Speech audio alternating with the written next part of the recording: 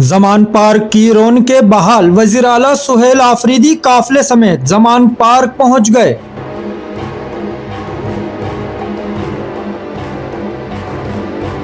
Zaman park आज एक बार फिर मरकज़े तवज्जो बन चुका है। वजीर आला खैबर पख्तूनख्वा सुहेल आफरीदी काफिले समेत इमरान खान की रहायशगाह जमान पार्क पहुंच गए हैं।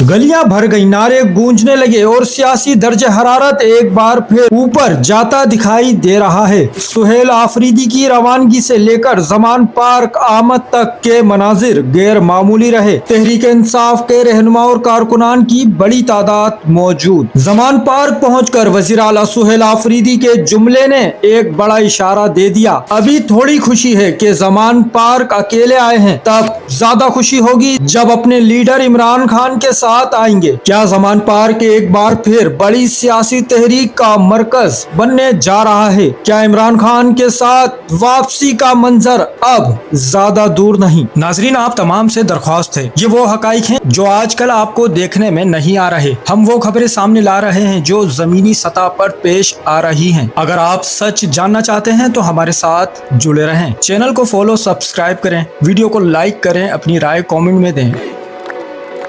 आजादी, आजादी, आजादी, आजादी, आजादी।